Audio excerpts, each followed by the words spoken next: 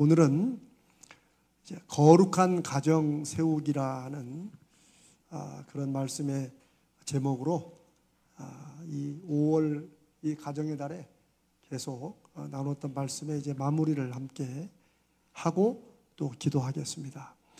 에베소 5장 22절로 33절이 좀 길지만 우리 한번 쭉 읽고 그 다음에 또 말씀을 한 절 한 절 나누겠습니다. 자, 에베소 5장 22절로 33절 저와 여러분 한 절씩 교독하겠습니다. 아내와 남편에 관한 말씀의 권면입니다. 제가 붙어 있습니다. 아내들이여 자기 남편에게 복종하기를 주께 하듯 하라. 이는 남편이 아내의 머리됨이 그리스도께서 교회의 머리됨과 같음이니 그가 바로 몸의 구주시니라. 그러므로 교회가 그리스도에게 하듯 아내들도 범사에 자기 남편에게 복종할지니라. 남편들아 아내 사랑하기를 그리스도께서 교회를 사랑하시고 그 교회를 위하여 자신을 주심같이 하라. 이는 곧 물로 씻어 말씀으로 깨끗하게 하사 거룩하게 하시고 자기 앞에 영광스러운 교회로 세우사 티나 주름 잡힌 것이나 이런 것들이 없이 거룩하고 흠이 없게 하려 하심이라. 이와 같이 남편들도 자기 아내 사랑하기를 자기 자신과 같이 할지니 자기 아내를 사랑하는 자는 자기를 사랑하는 것이라.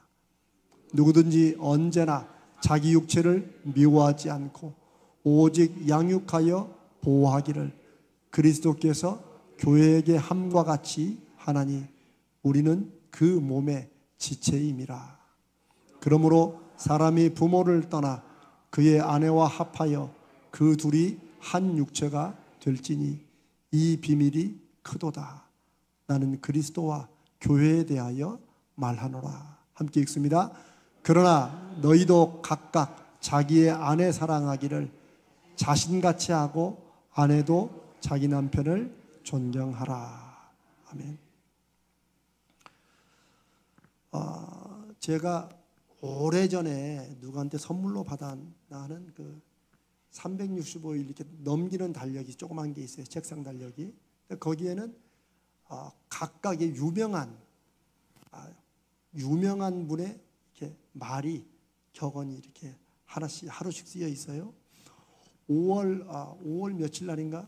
하여튼 5월 초반에 쓰여 있는 이 글이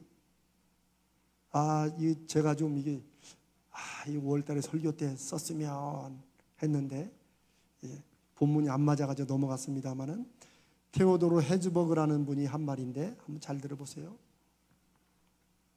아버지가 자식을 위해 할 수 있는 가장 중요한 일은 여러분 뭐라고 생각하십니까? 아버지가 자기 자녀와 자식을 위해서 할 수 있는, 해야 하는 가장 중요한 일 뭘까요? 생계를 유지하는 일, 공급한 건강한 일? 아니, 이거는 제가 말씀을 해보라면 해봐야 돼. 여러분이 나는 뭐겠다 자꾸 해봐야 돼. 어차피 정답은 안 나옵니다. 여기 이분이 한 말에 뭘까요? 아버지가 자기 자식들을 위해서 해야 될 가장 중요한 일. 우리 안혜영 집사님. 오, 아주 비슷했어. 하중구 집사님이 그러면 아내의 말을 받아서 정답. 아니 뭔 소리야? 내가 지금 거의 비슷하다고 했는데. 맞아요. 오, 이 부부가 잘 맞네. 한번 읽습니다. 아내가 자식을 위해 할 수 있는 가장 중요한 일은 그들의 어머니를 사랑하는 것이다. 그들의 어머니가 누구예요? 아내죠, 아내. 그렇죠? 그러니까 남편들은 아내를 사랑해야 된다 이 말보다도 정말 자식을 위하면 그 자식들의 어머니를 남편이 사랑해야 된다. 자식 사랑하는 길이 그들의 어머니, 내 아내라고 생각하는 순간 좀 올라갈까요? 내려갈까요? 네, 뭐 제가 그건 묻지 않겠습니다. 그러나 내 아들들의 엄마다 라고 말 때는 조금 더 존중하는 게 있겠죠. 그들의 어머니를 사랑하는 것. 또 반대로 말할 수도 있어요. 자식을 위한다고 무슨 일을 한다고 이놈아 내가 너를 이렇게 좋은 학교 보내고 먹이 살리고 이러느라고 임마 아버지가 이렇게 얼마나 자존심을 상하고 막 이렇게 하는데, 그러면서 그들의 어머니를 혹시라도 무시하거나 학대하거나 이러면 자녀들은 아버지가 하는 그 모든 서포트나 도움이 마음에 오겠어요? 안 온다는 거죠. 자, 제가 더 하면 더 길어지니까 오늘 저는 에베소 5장에 남편과 아내를 향한 사도 바울의 권면, 그러나 바울이 개인적인 자기의 철학을 말하는 게 아니라 예수 그리스도께 받은 말씀을 각 교회들에 이렇게 주님의 이름으로 편지를 쓰면서 나누는 그런 말씀이니까 주님이 우리에게 성령 안에서 주신 말씀이라고 해도 틀리지 않습니다. 당연히 그렇죠. 그런데 한국 교회는 이 부분에서 뭐 여러분은 안 그러시겠지만 저는 어렸을 때부터 교회를 쭉 다녀와서 사실은 교회에 대한 막 좋은 경험보다는 재밌는 경험은 있었어요. 우리 친구들하고 놀고 아버지 무서울 때 교회만 가면 그래도 아버지가 아무 말도 안 해. 참 우리 아버지는 그런 거는 있었어요. 또 딴 때는 그냥 어디 갔다 오면 막 눈을 부라리고 뭐라고 하는데 어디 갔다 왔어? 그래. 교회 갔다 왔는데요. 아무 말도 안 해. 그 이재훈 집사도 그걸 지금도 기억해요. 그래서 우리는 교회가 놀이터였어요. 한국 교회에서는 요 구절들을 보면 이 목사님들이 설교도 그런 식으로 많이 했어요. 지금은 저는 아니기를 바라지만 여기에 남편과 아내의 차이가 있다. 그러면서 남편이 더 위고 아내가 아래다. 이런 생각을 갖는데 어디서 그러느냐?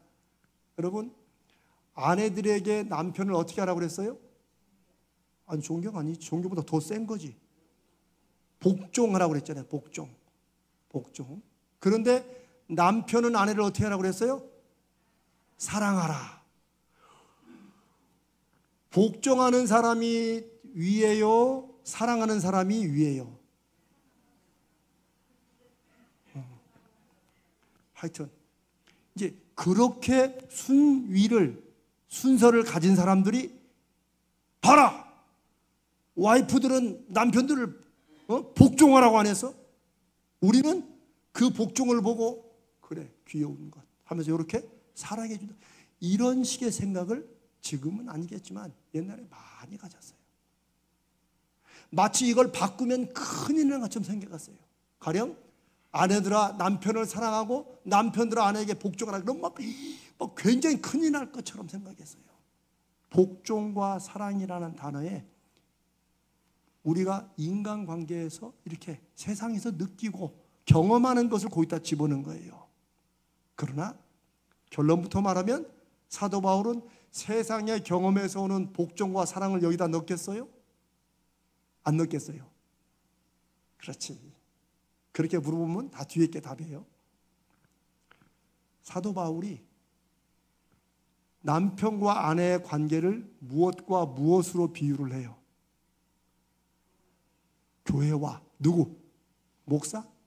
아니지. 교회와 그리스도의 관계. 교회와 그리스도의 관계. 이 관계가 나중에 보면은 사도 바울이 뭐라고 그래요? 이 비밀이 크도다. 근데 그 앞에 남편이나 아내나 사람이 남자든 여자든 다 어떻게 하나 부모를 떠나라고 그랬어요. 이것도 아주 중요해요. 부모를 떠나 그의 아내와 그 남편과 합하여 둘이 한 육체가 될지니라. 그러니까 바울은 여기서 이상한 생각으로 갈까봐 이 비밀이 크도다. 내가 그리스도와 교회에 대하여 말한다. 사도 바울이 사람이 부모를 떠나 그의 아내와 합하여 그 둘이 한 육체가 될지니 이건 어디서 나와요? 창세기에서 나와요. 창세기에서. 그냥 사도 바울이 당시 그리스 로마의 철학을 말하는 게 아니에요. 그러니까 여기에서 복종하는 사람이 더 아래다, 사랑하는 사람이 그래도 사랑을 해줘야지, 이런 생각은 전혀 성경에서 말하는 복종과 사랑이 아니에요. 여기서 복종은 누가 누구에게 복종하는 거예요? 교회가 누구에게? 그리스도에게 복종하는 거예요. 교회가. 저와 여러분이 먹든지 마시든지 무엇을 하든지 누구의 말씀과 누구의 가르침에 복종해요? 예수 그리스도의 가르침에 복종하는 거예요. 예수 그리스도의 가르침에 복종하지 않으면 교회입니까? 아닙니까? 아니에요. 아니에요. 그냥 또 다른 종교단체는 되겠지만 예수님은 분명히 내가 누구의 교회를 세우겠다고 그랬어요? 내 교회, 주님의 교회를 세우겠다고 그랬어요. 그러니까 주님의 교회가 되려면 그 교회는 어떻게 해야 돼요? 주님께, 예수님께 복종해야 돼. 그 얘기를 하는 거예요 지금. 그러면서 교회가 그리스도에 복종하는 것처럼 아내들도, 그 아내들은 누구예요? 예수 믿는 사람들이에요? 안 믿는 사람들이에요? 예수 믿는 사람들이 안 믿는 사람들이에요? 믿는 사람들이에요. 사도 바울은 무슨 막 세계를 품고 안 믿는 사람들에게 이런 도덕적인 훈계를 주는 게 아니에요. 예수 믿는 아내들에게 믿음이 있으면 사도 바울은 그 믿음의 사람들이 예수님께 어떻게 한다고 확신한 거예요? 복종한다고 확신하는 거예요. 복종한다고. 그러니까 아내들이여 남편에게 복종하기를 어떻게 하라고요? 죽게 하듯 하라. 요 말을 남편을 막 주님처럼 생각하라 이렇게 하면은 전혀 지금 무슨 말에 감을 못 잡는 거야. 주님께 하듯이 아내들이 하는 것은 아내들의 무엇 때문에 가능한 거예요? 믿음 때문에 가능한 거예요. 믿음 때문에. 여러분 지금 그 이해를 하시겠어요? 이해하시죠? 네, 괜찮아요. 지금 잘 이해 안 돼도 제가 나중에 또 할 거예요. 계속. 죽게 하듯 하라는 이 말씀이 저기 골로새서에서는 종들에게, 노예들이에요. 종들에게, 종들아 너희 상전들에게 복종하기를 누구한테 하듯 하라고? 죽게 하듯 하라. 똑같아요. 똑같아요. 지금 사도 바울은 남자 여자 누가 더 세냐 이런 생각은 바울에게 전혀 없어요. 성령께서 바울을 통하여 주시는 말씀 중에 남자가 위냐 아내가 위냐 이런 게 아니에요. 여러분 제가 전에 한번 말씀드렸는데 그랬죠. 아니 노예로 살고 종으로 사는 게 무슨 대단한 일이에요? 대단한 일입니까? 아니죠. 당시에도 종이나 노예로 팔리는 것은 경제적인 이유가 하나, 돈이 없어가지고 빚 갚으려고. 우리도 옛날에 그런 일 많았잖아요. 70년대까지도 그런 사람들이 있었어요. 사실은. 그 다음에 전쟁에 지는 경우에 하나, 그게 노예되는 거예요. 그러면 예수님이 이 세상에 하나님 되신 왕으로 오셨으면 모든 노예와 종들을 해방시켜야지. 어떻게 사람이 한 사람의 노예가 되고 종이 돼? 우리는 그렇게 얘기를 많이 했어요. 예전에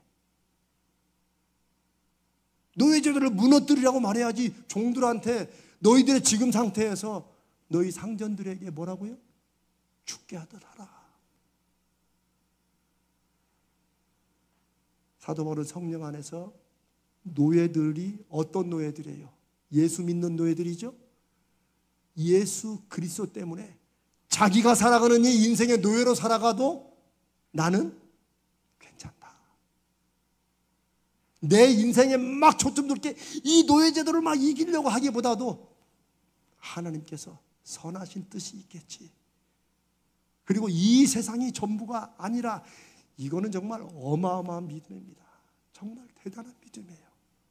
히브리서 11장이 제가 여러 번 강조하지만 톱으로 잘려 죽고 막 목숨을 위협해도 끝까지 믿음을 지킨 사람들의 얘기를 하면서 뭐라고 그래요? 이런 사람은 세상이 어떻게 한다고? 감당하지 못한다. 왜요? 세상에 제일 무서운 게 뭐예요?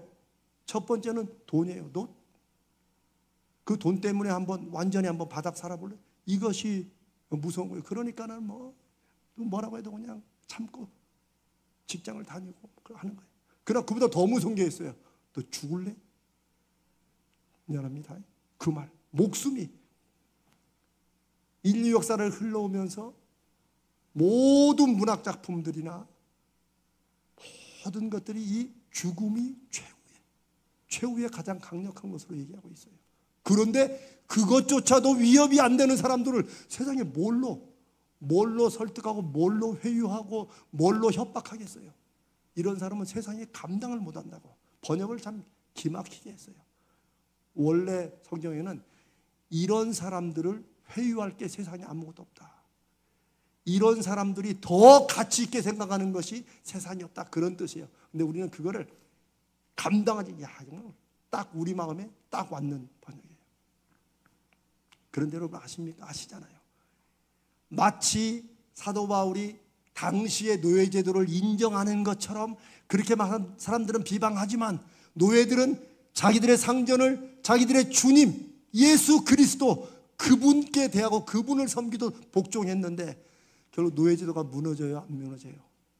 무너졌습니다. 당연히 무너졌지. 얼마 가지 않아서 무너졌어요. 이게 비밀인 거죠. 대체 어떻게 일어났는가? 모르죠.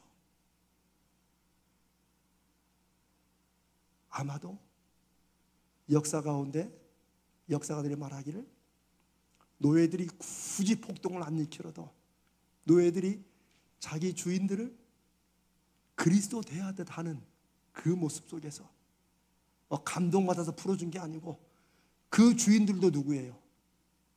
그 주인들도 예수 믿는 주인들이 있었다는 거죠. 다 예수 믿지는 않았지만 그 주인들이 그 노예들을 풀어주는 거예요. 왜? 형제니까.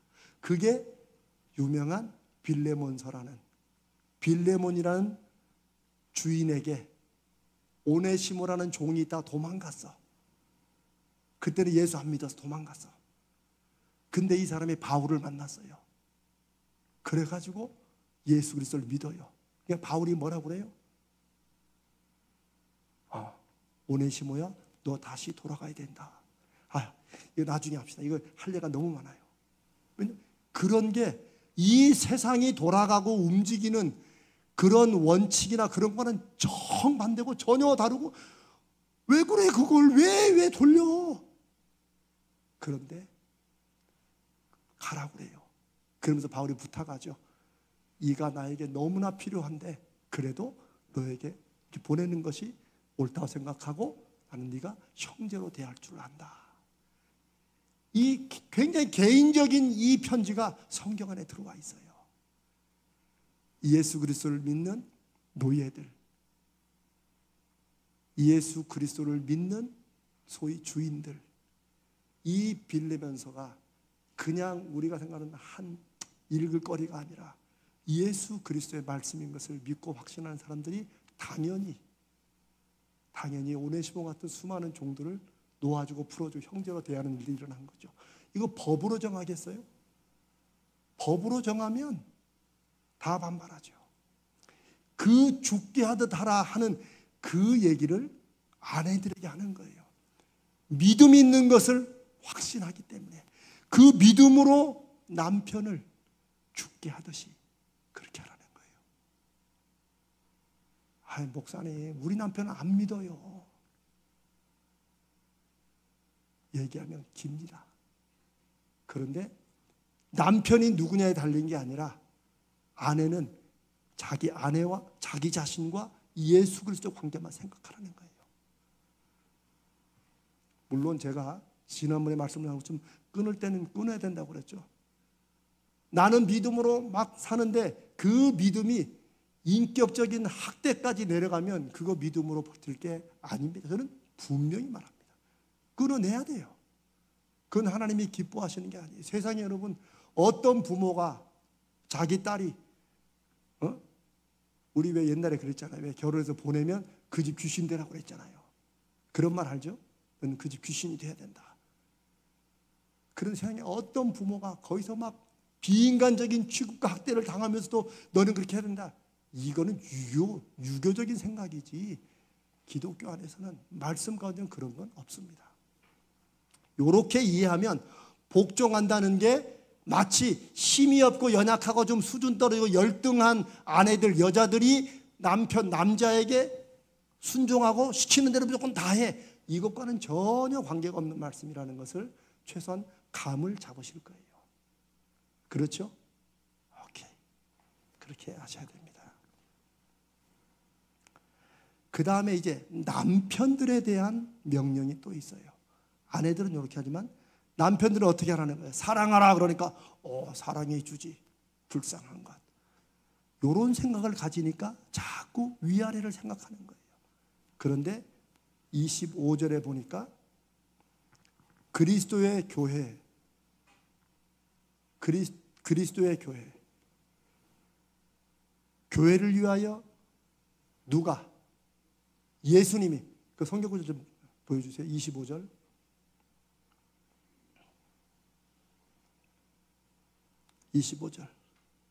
그리스도께서 25절 있습니다.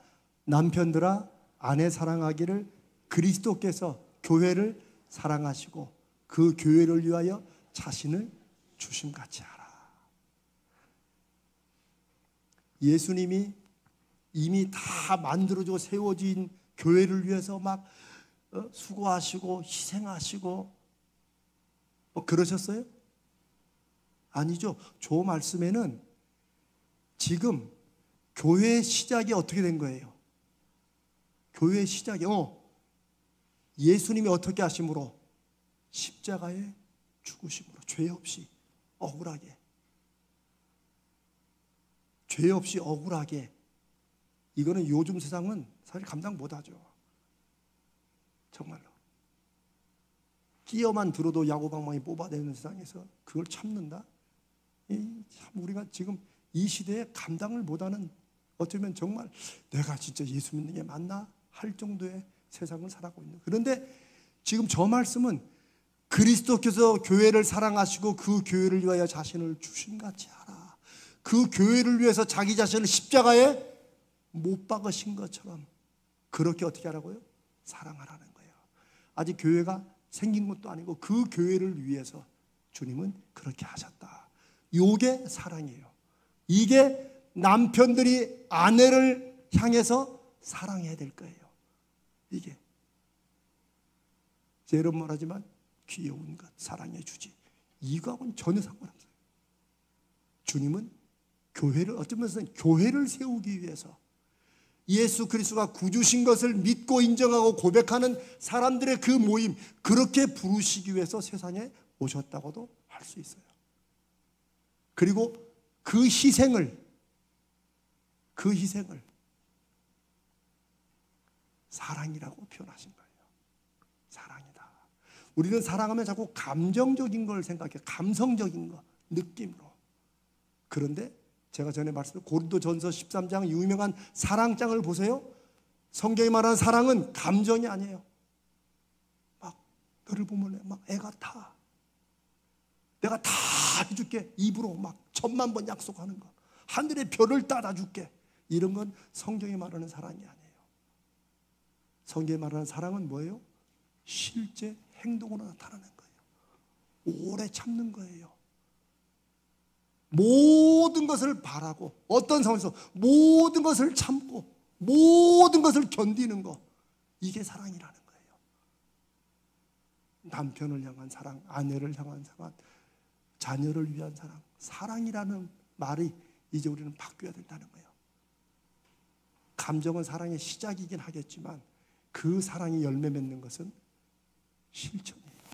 예수님이 그렇게 하신 거예요. 이 사랑을 말하는 거예요. 그러니까 남편들은 이 예수님이 십자가의 죽으심으로 교회를 사랑하셨다는 그 사랑 앞에서 자기는 이런 사랑 못한다고 아내들한테 미안해해야 돼요. 나는 그런 사랑에 10,000,000분의 1도 못하고 있다. 그런 마음을 가져야 가정이 어떻게 돼요? 거룩한 가정으로 서는 거예요. 어떤 가정은 복종과 사랑 가지고 서로 싸운대요. 당신이 복종해, 그러면 사랑할게. 사랑을 보여봐. 내가 복종 1000만 번 하지.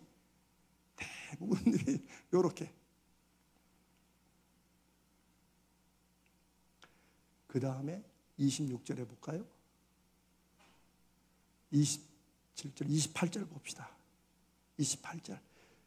사도 바울이 이 사랑의 의미를 한 번 더 강조합니다. 그 앞에 26절, 27절은 예수님이 어떻게 교회를 사랑하셨는가를 물로 씻으시고 이제 여기 나오잖아요. 28절은 한 번 더 반복해요. 그러면서 이와 같이라는 말을 해요. 이와 같이. 이와 같이 누구와 같이? 앞에 예수님이 하신 것처럼. 이와 같이가 아주 중요한 구절이 또 있어요. 내 이웃을 내 몸과 같이 사랑하라 라는 말이 있죠. 그 말을. 그 말씀을 하시면서 이와 같이 우리도 그렇게 해야 돼요. 자, 그 이와 같이예요. 남편들도 자기 아내 사랑하기를 어떻게 하라고요? 자기 자신과 같이 할지니. 자기 아내를 사랑하는 자는 자기를 사랑하는 것이라. 이게 이제 현대에서는 요 말씀이 조금 이렇게 오해되기 쉬워요. 왜냐하면 현대인들은 자기를 사랑하지 않는다고 생각해요. 그러나 여기서 말하는 자기 사랑은 29절을 볼까요? 29절 제가 한번 읽어보게 들어보세요. 누구든지 언제나 자기 육체를 미워하지 않는다. 이게 사도 바울이 당시의 시대를 본 거겠어요? 아니면 사람의 중심을 본 거겠어요? 사람의 중심을 보는 거예요. 누구든지 언제나 자기 육체를 미워하는 사람이 있다 없다? 없다는 거예요. 여러분 막 밥을 막 생으로 굴면서 막 살을 빼가지고 요즘에 뭐 뼈 뭐라고 하죠? 이렇게 호죽 마르는 거. 중고등학생 중에 그 이렇게 뭐 무슨 뭐 뼈 상인가 뭐 하여튼 그런 게 있대요. 완전히 뼈다귀만 남도록 하는 게 그게 자기를 미워해서 그럴까요? 아니요. 자기를 너무너무 사랑해. 그렇게 보이고 싶은 거예요. 그게 멋지다고 생각해서. 오직 양육하여 보호하기를. 양육은 뭐예요? 자기 몸을 챙기고 돌보는 거예요. 어떤 분들은 비타민만 뭐 30가지인가 먹는다고 그러잖아요. 아무리 TV에서 그렇게 먹으면 안 된다고 해도 그렇게 드세요. 왜? 자기를 양육하는 거예요. 보호하기를 어떻게까지 해요? 그리스도께서 교회에게 함과 같이 해요. 누가? 사람들은 본성적으로 주님은 안 사랑하고 아내는 안 사랑해도 누구는 사랑한다는 거예요? 자기는 사랑한다는 거죠. 자기는 사랑했다. 이게 기본 전제예요. 그런데 정말 자기를 사랑하는 그 앞에 28절 다시 봅시다. 남편들도 자기 아내 사랑하기를 누구같이 하라고? 자기 자신같이. 본성적으로 어떻게 보면 사명처럼 그렇게 하라고. 이게 이 복종과 사랑을 우리가 이 성경 구절에서 다시 이해하면 우리가 그냥 쉽게 생각하는 그러니까 아내 여러분 복종해야 됩니다. 그러면 아내들은 아멘 또 기확 죽어가지고 제 옛날에 어렸을 때 보면 그래요. 부흥사들이 와가지고 여기 권사님들 집사님들 남편 사랑해야 하니 뭐 남편 복종해야 하네 막 이렇게 한번 빡 눌러놓고 복종하시기를 주의 이름으로 축복합니다. 그러면 아내들이 아멘도 안 그래. 아멘 기죽어. 남편들이 쓱 좋아가지고 아니 우리가 어렸을 때 그런 모습들이 왜 그런 쓸데없는 건 기억이 오래 가는지 모르겠어요. 그래서 제가 청년 때 그런 모습들을 쭉 보고 크니까 청년 때 여기서 반발심이 난 거예요. 그래서 말씀을 제 뜻과 생각대로 많이 해석을 했죠. 그렇게 해서 더 말씀을 또 알고 배우려고 또 신학교도 갔다가 결국 바닥까지 내려가서 다시 회개하고 여기 왔죠. 참 웃기는 사람이죠. 저도 하나님의 은혜로 복종과 사랑 이 말씀의 깊이를 잘 알아야 아내에게 주시는 명령, 남편에게 주시는 명령이 무엇인지를 알아요. 저는 이거 막 복잡하게 설명할 거 없이 그냥 이거 바꿔도 된다고 말해요. 그래서 남편들이 아내에게 복종도 하고 아내도 남편 사랑하고 해도 된다. 왜? 어떤 게 뭐냐? 이게 중요하지 않는다는 거예요. 그리스도께 복종하다 하는 복종은 사랑 중에 가장 깊은 사랑이에요. 아내를 자기 몸을 그리스도께서 교회를 주시는 것처럼 그렇게 하는 것은 그에 대한 내 모든 것을 주는 거예요. 이런 거지, 이런 거. 자, 이제 이런 것들이 있어야, 지금 남편과 아내에 대해서만 말을 하지만 우리가 지난번에 왜 부모들, 특별히 아비들아 하면서 자녀들을 어떻게 하지 말라고 그랬죠? 노엽게 하지 마라. 근데 그게 자녀들 성질을 건드리지 마라, 그런 말이 아니라고 그랬죠. 부모가 당연히 자녀들을 꾸짖기도 하고 해야 됩니다. 저는 얼마 전에 영화 하나를 봤는데, 그 여자 대통령인데, 이거 명화 막 중요한 것도 아니에요. 그런데 이 아들이 아주 왜 그 보이스피싱 있죠? 미국의 전 세계를 휘감는 보이스피싱 1인자의 큰 기업을 해. 그리고 그 돈을 모아가지고 엄마가 대통령 되는데 선거 자금을 대고 대통령 시킨 거야. 근데 이런 일들이 돌아가는데 엄마가 와가지고 뭐라고 하는 줄 알아요? 너 그러면 안 되지?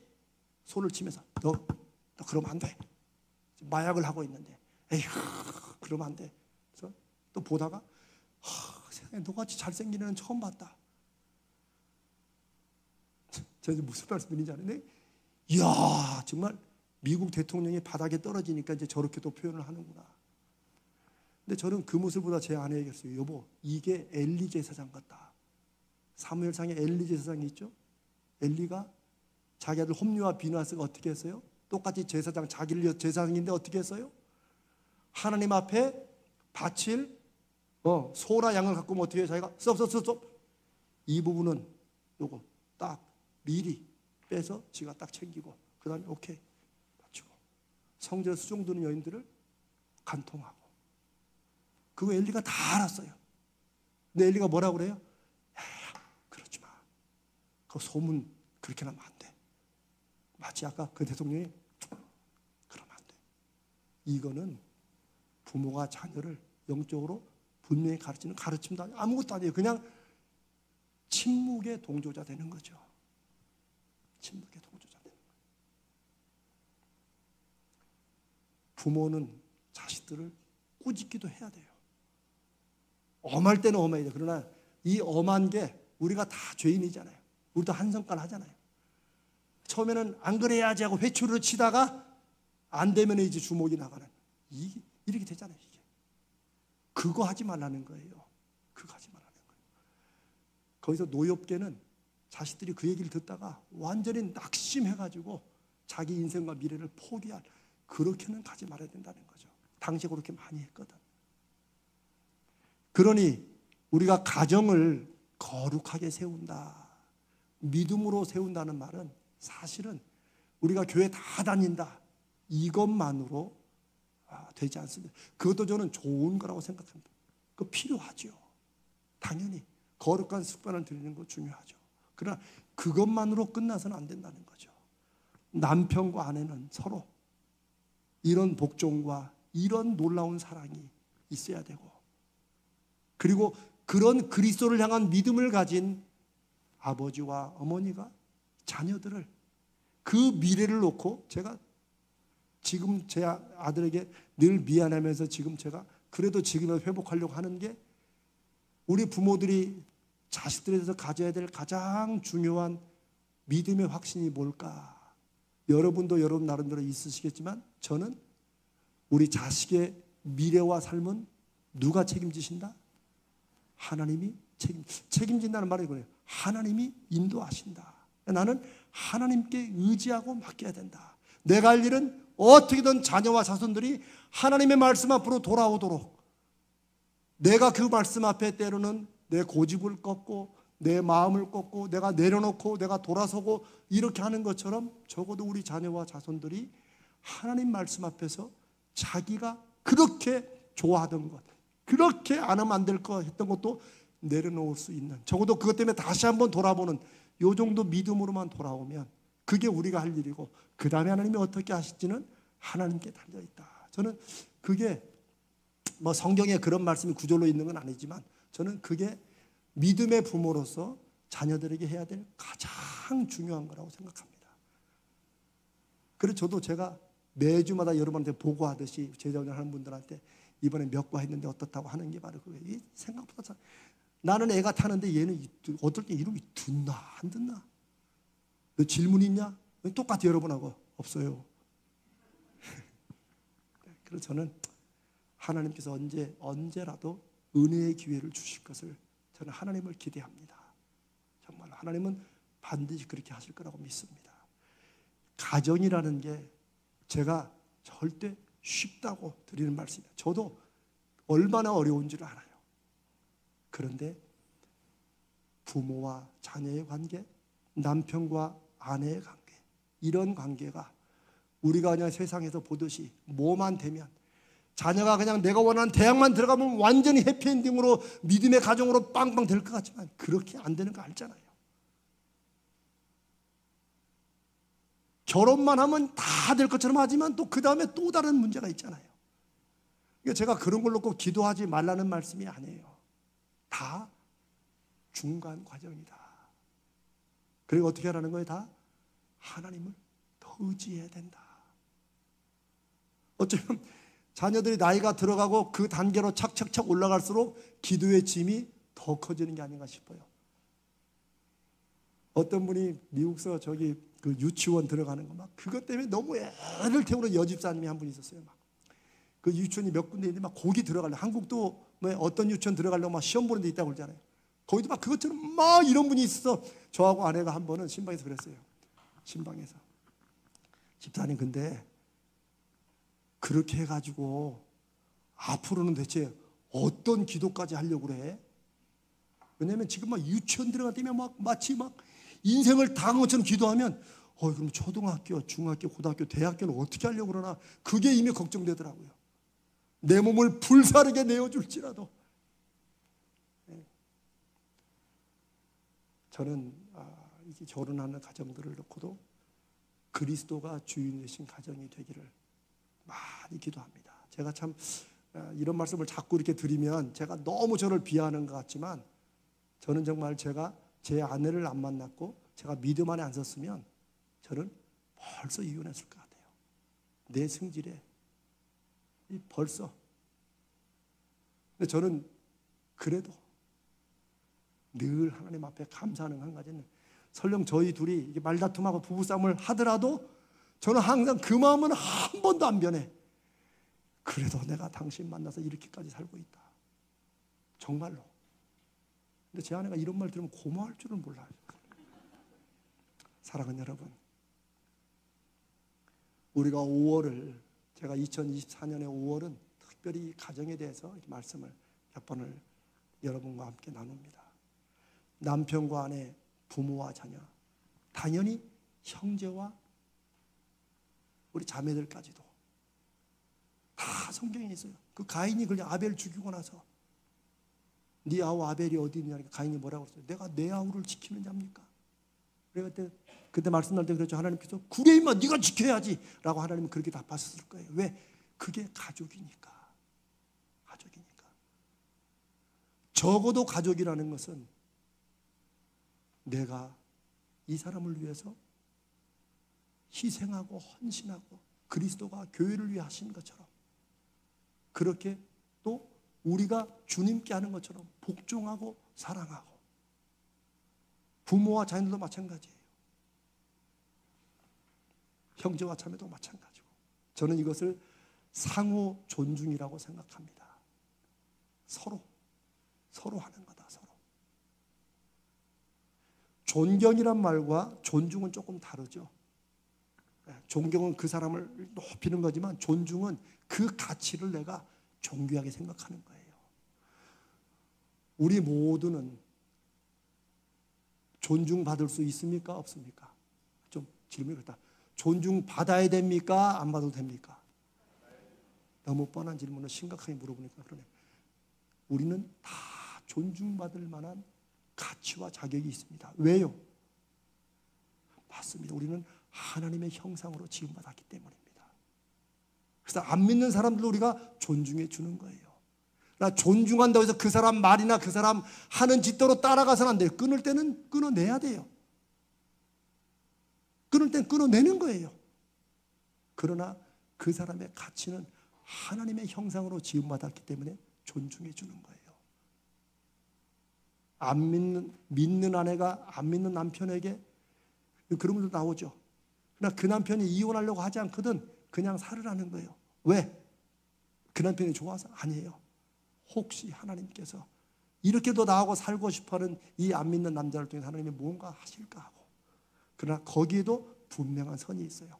내가 하나님의 형상으로서의 존귀함이나 그 가치를 무시당하고 훼손당할 때는 끊어내야 되는 거예요.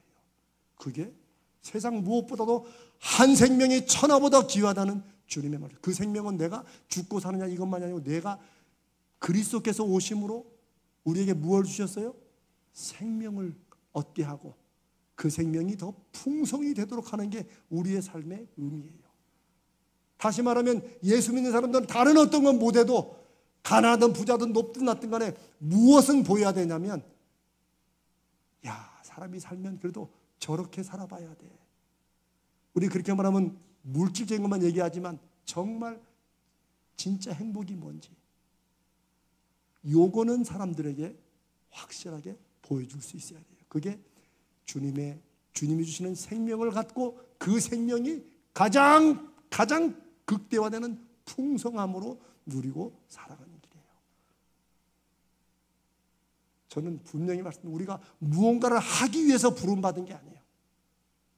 그러나 만약에 해야 될 게 있다면 내가 그리스도 만나 얼마나 행복한지, 내가 그리스도를 만나 살아가는 인생이 얼마나 존귀하고 얼마나 아름다운지 이거는 누리고 보여줄 수 있어야 돼요. 그게 우리가 사명이 있다면 가장 유일하고 중요한 사명일 것입니다. 서로 존중하기 위해서 서로 이해하고 아는 게 참 필요할 것 같습니다. 남녀의 성별의 차이가 분명히 있습니다. 남녀의 성별의 차이도 있고 또 살아온 가정 문화의 차이도 분명히 있어요. 제 아내는 학교 갔다 오면 예쁜 이 꽃병 같은 데가 사탕을 이렇게 색깔별로 이렇게 아이들 하나씩 이렇게 두었대요. 저는 부엌에서 설탕 퍼먹다가 걸려가지고 이거는 가정의 차이만이 아니라 이건 완전 문화의 차이예요. 근데 그걸 서로 알아야 돼요. 저는 처음에 그걸 몰라가지고 아내들은 막 철없다고 무진장 뭐라고 했어요. 철이 없냐고. 근데 아내는 저를 모르죠. 저 양반은 세상을 어떻게 살았나. 살아온 가정 문화 차이도 있고 또 각 연령별로 생애 주기에 또 차이도 있어요. 요즘에 사춘기가 빨리 온다고 그러죠. 아유 사춘기 빨리 와. 이렇게 해서 사춘기를 하는 게 아니에요. 우리 사춘기하면 질풍노도의 시기라고 그것만 기억하지만 정말 사춘기는 알아야 될 게 얘도 지 마음대로 안 되는 거예요. 어떤 애가 하도 엄마하고 사춘기 때 하도 그랬다고 그러잖아요. 나도 왜 그런지 나도 모르겠어. 그 말이 맞아요. 이성적으로는 결심하는데 이 호르몬이 막 폭발하면 이럴 때 반항하고 그래서 우리는 사춘기의 자녀를 놓고 기도할 거는 한 가지예요. 주여 빨리 지나게 하시고 기한이면 조금 덜하게 지나게 해 주시옵소서. 그래서 그 시기를 빨리 넘겨야지. 야 사춘기 너만 겪었어? 저기 봐라. 이거는 폭발시키는 거예요. 생애 주기별로 알아야 돼요. 남자나 여자나 또 뭐가 있어요? 갱년기라는 게 또 있잖아요. 이런 것들은 예수 믿는 사람이 뭐 그런 거에 신경 써. 아니에요. 그런 걸 알아야 돼요. 알고 이해를 해줘야 돼요. 제가 2008년도에 베이징 올림픽 있었잖아요. 제가 아주 재밌는 기사를 하나 읽었어요. 제가 호주로 갔는데 호주 여자 양궁 대표가 인터뷰하는 게 기사에 실렸었어요. 호주 양궁 대표가. 근데 이 여자 양궁 대표가 뭐 메달은 고사하고 순위도 못 들었어. 근데 인터뷰를 하는 거야. 양궁 대표 어떠십니까? 그런데 뭐 메달도 못 땄는데 뭐 그래도 이 올림픽이 당신은 무슨 의미가 있습니까? 이렇게 물어봤어요. 여러분 같으면 뭐라고 대답하실 것 같아요? 참가 내 의가 있다. 다 그렇게 말하잖아요. 이분은 뭐라 그런 줄 알아요? 2주간 밥 안 하는 게 어딘데요? 저는요, 처음이었어요. 아니, 좀 죄송합니다. 한국 여자분들이라면 막 밥 그냥 막 삼식이들이 많으니까 막 그렇다고 그러지만, 아니 호주, 뭐 영국 이런 데는 그래도 아내들이 자기들 이렇게 할 줄 알았는데, 호주 여자 양궁 대표가 2주간 밥 안 하는 게 어딥니까? 아이고, 그러다가 이야 진짜 오히려 남편들은 이 사람아 밥을 1년 동안 수십 년 해놓고 먹기 힘들다고 그래. 그대로 뒤집어 보세요. 수십 년을 똑같은 걸 해오니까 힘든 거예요. 사실은 갈수록 더 힘든 거죠. 이거는 밥을 먹지 말라가 아니라 이런 것부터 이해를 해야 된다는 거죠. 작은 이해지만은 사실 우리가 지금 복종 사랑을 얘기한 이런 거에 비하면 지금 제가 예를 드는 건 아무것도 아니라 하찮은 거죠. 그런데 이 하찮은 것도 못 지켜서 우리는 나중에 큰 걸 지켰다고 말해요. 제가 제일 황당하게 생각하는 것이 어떤 집사님은 평생의 기도 제목과 이 목표가 순교하는 거예요. 제가 언젠가는 아프리카를 가든 중동 가든 내가 그리스도를 위해서 순교하겠다는 거야. 근데 제가 차마 그분한테 그런 말은 못했지만, 순교하려고 하지 말고 지금 살아가는 생에서 승질이나 좀 죽이시라고. 순교는 정말 그때 왔을 때 내가 하나님 앞에 순교에 어떤 그런 힘을 주시면 하는 거지, 앞으로 순교하겠다고. 그거는 옛날에 이거하고 똑같아요. 옛날에 그런 농담이 있어요. 인천에 배만 떠봐 다 끝나. 홍련에 그런 거 아시죠? 맞아요. 인천에 배만 떠봐. 이거 한 방에 갚아. 그놈의 배는 수십 년째 안 떠요. 똑같은 거야. 지금 나와 함께하는 가족들, 지금 요때 앞으로 잘해줄게 보다도 지금 요 때부터 내 마음을 다하고 이해해주고 존중해주고. 왜 존중해줘? 존중할 게 있어야 존중하죠. 그렇죠. 사람 보고 존중하는 게 아니에요. 하나님의 형상으로 지으셨은 것을 내가 인정하기 때문에, 나도 그렇게 지음받았기 때문에 우리가 죄로 덮여서 죄의 종로로 타느라고 그런 모습들이 전혀 엉뚱해 보일지라도 그 안에 역사하시고 우리를 이끌어 가시는 성령을 보면서 존중해 주는 것입니다. 이게 진정 거룩한 가정이고, 우리가 거룩한 가정을 세워가듯이 우리는 가정 같은 교회, 교회 같은 가정. 교회도 지금 말한 이런 모든 것이 목사와 성도들 간에 이렇게 있어야 돼요.